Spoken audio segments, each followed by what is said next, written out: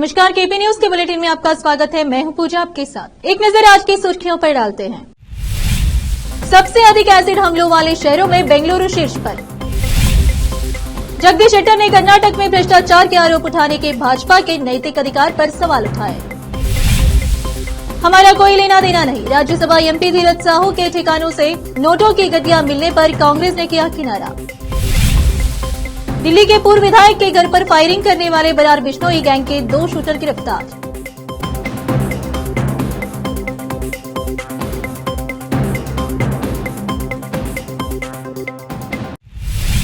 देखते समाचार विस्तार से। एनसीआरबी की रिपोर्ट के मुताबिक बेंगलुरु पुलिस ने 2022 में आरोपियों के खिलाफ 6 एसिड अटैक के मामले दर्ज किए। राष्ट्रीय अपराध रिकॉर्ड ब्यूरो एनसीआरबी के अनुसार बेंगलुरु उन भारतीय शहरों की सूची में शीर्ष पर है जहां महिलाओं पर सबसे अधिक एसिड हमले दर्ज किए गए हैं। आंकड़ों से पता चला कि 2022 में अकेले बेंगलुरु में 8 महिलाओं पर एसिड से हमला किया गया, जो किसी भी अन्य भारतीय शहर की तुलना में अधिक है। एनसीआरबी की रिपोर्ट के अनुसार बेंगलुरु पुलिस ने 2022 में आरोपियों के खिलाफ 6 एसिड हमले के मामले दर्ज किए। 2022 में 6 महिलाओं के एसिड हमलों का शिकार होने के साथ दिल्ली दूसरे स्थान पर रही। उसके बाद 3 ऐसी घटनाओं के साथ अहमदाबाद दूसरे स्थान पर रही। हालांकि दिल्ली पुलिस ने 7 एसिड हमले के प्रयास के मामले दर्ज किए, जबकि बेंगलुरु पुलिस ने 2022 में केवल 3 एसिड हमले के प्रयास के मामले दर्ज किए। भाजपा ने आरोप लगाया था कि यह पैसा पड़ोसी राज्य में चुनाव प्रचार के लिए कांग्रेस पार्टी के लिए था। कांग्रेस के राज्यसभा सांसद से कथित तौर पर जुड़े एक व्यापारिक समूह से आयकर विभाग द्वारा 200 करोड़ से अधिक की जब्ती पर प्रतिक्रिया व्यक्त करते हुए कांग्रेस नेता और कर्नाटक के पूर्व मुख्यमंत्री जगदीश शेट्टर ने भ्रष्टाचार के बारे में बात करने के भाजपा के नैतिक अधिकार पर सवाल उठाया। उन्होंने पूछा, प्रधानमंत्री ने केंद्रीय जांच एजेंसियों को राज्य में भाजपा के शासन के दौरान कर्नाटक के ठेकेदार द्वारा 40% कमीशन की मांग के आरोप की जांच करने का निर्देश क्यों नहीं दिया। उन्होंने कहा कि कर्नाटक कॉन्ट्रैक्ट्स एसोसिएशन के अध्यक्ष डी केम्पन्ना ने अपने आरोप को साबित करने के लिए सिद्धरामैया सरकार द्वारा गठित न्यायमूर्ति नागमोहन दास आयोग को दस्तावेज सौंपे थे। अगर प्रधानमंत्री 40% कमीशन के आरोप में जांच के आदेश देते हैं तो उन्हें न्यायमूर्ति नागमोहन दास को सभी दस्तावेज केंद्र सरकार की एजेंसियों को देने चाहिए। ऐसा क्यों नहीं हो रहा है? ऐसा इसलिए है क्योंकि आरोप भाजपा सरकार के खिलाफ है। उन्होंने उस समय बेंगलुरु में 2 सरकारी ठेकेदारों के घरों से आईटी विभाग द्वारा लगभग 90 करोड़ रुपए की जब्ती के विवरण का खुलासा करने की भी मांग की। तब तेलंगाना विधानसभा चुनाव के लिए प्रचार चल रहा था। झारखंड में कांग्रेस के राज्यसभा सांसद धीरज प्रसाद साहू के परिसर से बेहिसाब नकदी की बरामदगी को लेकर कांग्रेस नेता जयराम रमेश ने बयान दिया है। जयराम ने एक्स हैंडल पर कहा, सांसद धीरज साहू के बिजनेस से भारतीय राष्ट्रीय कांग्रेस का कोई लेना देना नहीं है। सिर्फ वही बता सकते हैं और उन्हें यह स्पष्ट करना भी चाहिए कि कैसे आयकर अधिकारियों द्वारा कथित तौर पर उनके ठिकानों से इतनी बड़ी मात्रा में कैश बरामद किया जा रहा है। धीरज प्रसाद साहू का जन्म 23 नवंबर 1955 को रांची में हुआ। उनके पिता का नाम राय साहब बलदेव साहू और मां का नाम सुशील देवी। वह 3 बार राज्यसभा सांसद रहे हैं, जिसमें पहली बार वह 2009 में राज्यसभा सांसद बने। इसके बाद जुलाई 2010 में झारखंड से राज्यसभा पहुंचे। तीसरी बार मई 2018 में राज्यसभा के लिए चुने गए। राज्यसभा की वेबसाइट के अनुसार धीरज एक बिजनेस क्लास फैमिली से संबंध रखते हैं।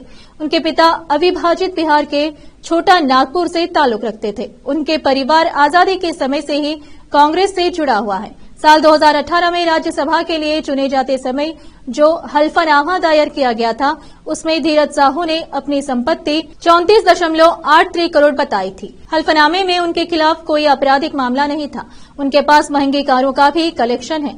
इनकम टैक्स विभाग के अधिकारियों ने शुक्रवार को झारखंड से कांग्रेस के राज्यसभा सांसद धीरज साहू से जुड़े ठिकानों पर ओडिशा और झारखंड में छापेमारी की थी, जिसमें बेहिसाब दौलत मिली थी। मीडिया रिपोर्ट्स के मुताबिक अधिकारियों को करीब 300 करोड़ नकद मिला है।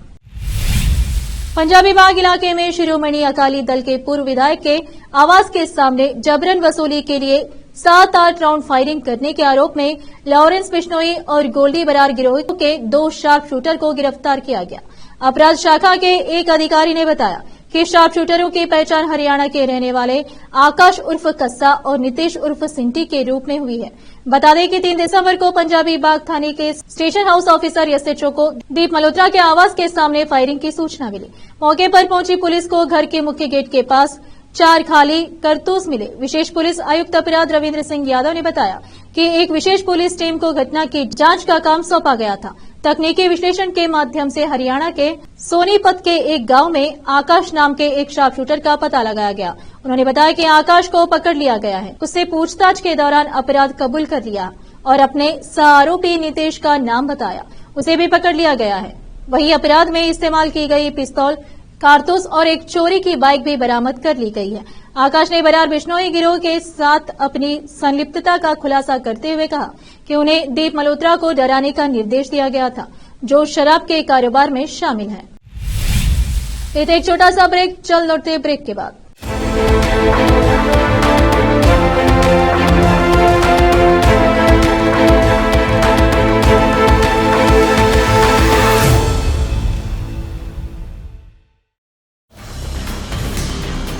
हिंदुस्तान के हर कोने में हम हैं मौजूद। 24 घंटे हालात पर गहरी नजर, खबरों से जुड़े चुभते सवालात और आपको दिखाता है धार्मिक, सामाजिक, राजनीतिक, लोकल और इंटरनेशनल न्यूज की सबसे बेहतर कवरेज, जो आपको रखती है हर पल बाखबर। देश और दुनिया भर की खबर के लिए देखते रहें केपी न्यूज 24/7। चलिए देखते हैं देश और विदेश के समाचार। असम के मुख्यमंत्री हेमंत बिस्वा शर्मा ने अपने सूबे को लेकर दिए गए एक बयान के संबंध में वरिष्ठ वकील कपिल सिब्बल पर पलटवार किया है।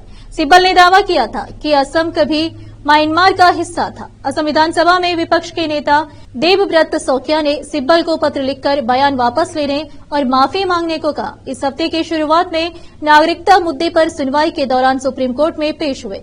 सिब्बल ने दावा किया था कि असम म्यांमार का हिस्सा था और 1824 में ब्रिटिश द्वारा क्षेत्र का कुछ हिस्सा जीतने के बाद इसे उन्हें सौंप दिया गया था। कपिल सिब्बल के इस बयान पर प्रतिक्रिया देते हुए मुख्यमंत्री हेमंत बिस्वा शर्मा ने शुक्रवार को कहा था कि असम पर कुछ समय के लिए कब्जे को छोड़कर राज्य कभी भी म्यांमार का हिस्सा नहीं था।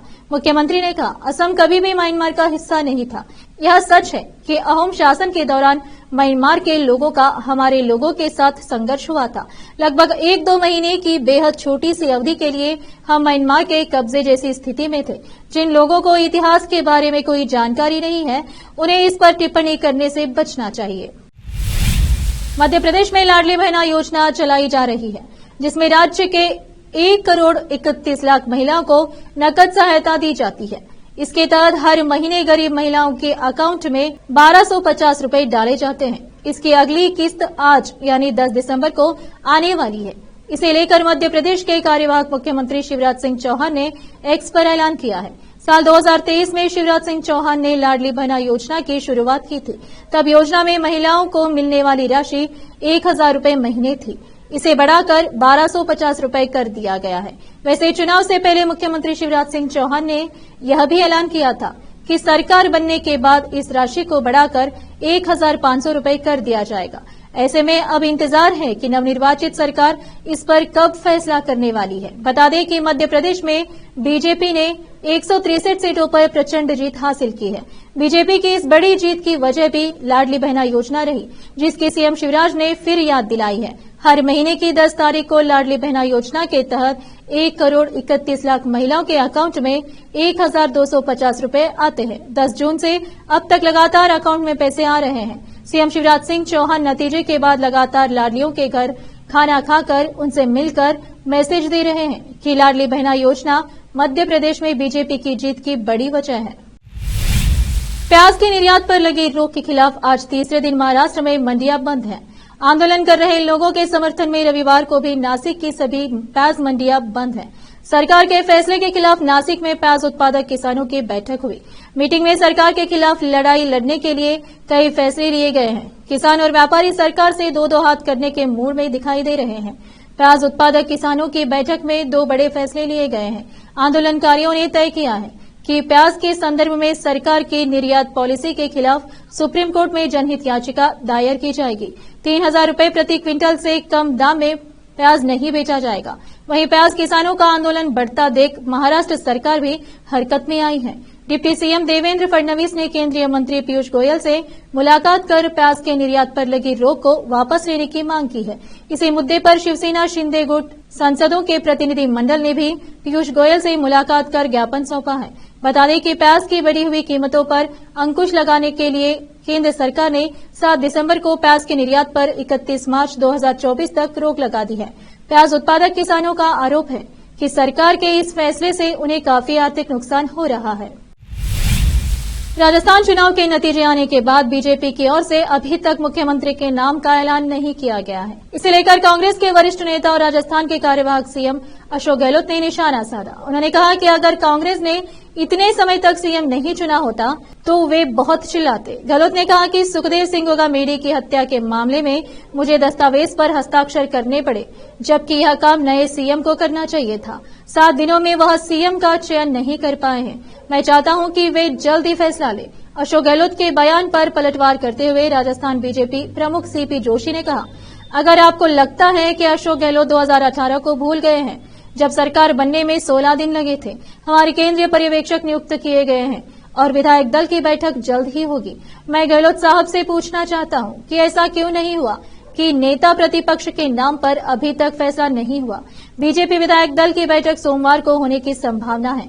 वहीं सीपी जोशी ने कांग्रेस सांसद धीरज प्रसाद साहू के खिलाफ आयकर विभाग की छापेमारी में 200 करोड़ रुपए से अधिक की बेहिसाब नकदी बरामद होने का जिक्र करते हुए आरोप लगाया कि लूट व झूठ की दुकान ही कांग्रेस का असली चेहरा है।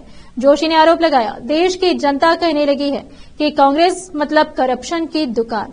यह इसलिए कहा जाता है क्योंकि इनको मोहब्बत पैसों से है, इनको मोहब्बत सिर्फ लूट से है। इसलिए इस मोहब्बत की दुकान में नोटों का कितना बड़ा ढेर मिला है, यह पूरे देश की जनता ने देखा है। लूट एवं झूठ की दुकान ही कांग्रेस का असली सच है। लेते एक छोटा सा ब्रेक, चल लौटते ब्रेक के बाद।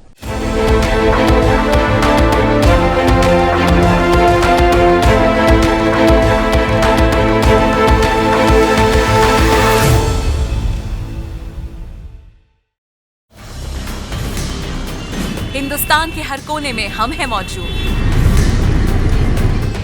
24 घंटे हालात पर गहरी नजर, खबरों से जुड़े चुभते सवालात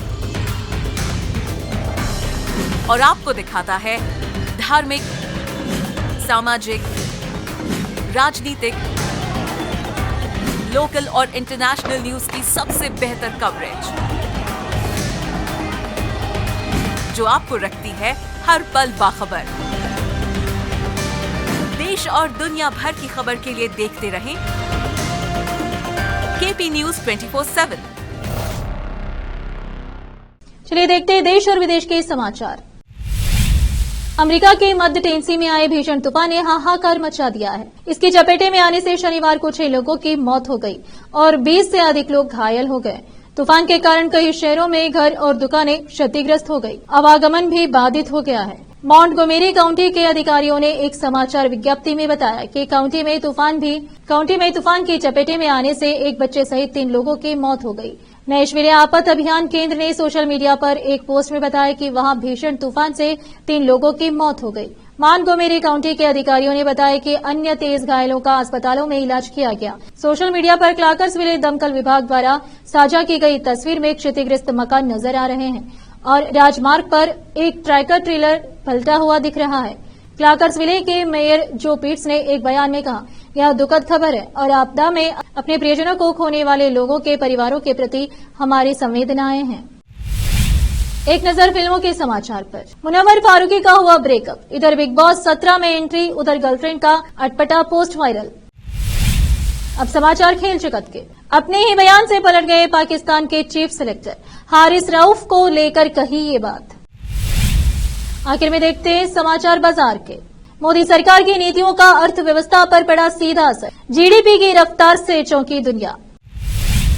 फिर से एक नजर सुर्खियों पर। सबसे अधिक एसिड हमलों वाले शहरों में बेंगलुरु शीर्ष पर।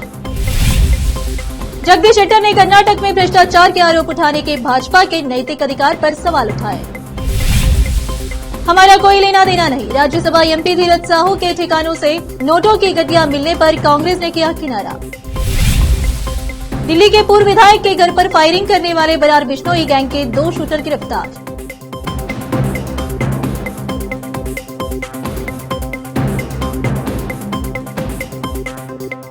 केपी न्यूज के बुलेटिन में आज इतना ही। अन्य समाचारों के लिए जुड़े रहे हमारे चैनल केपी न्यूज 24/7 से। धन्यवाद।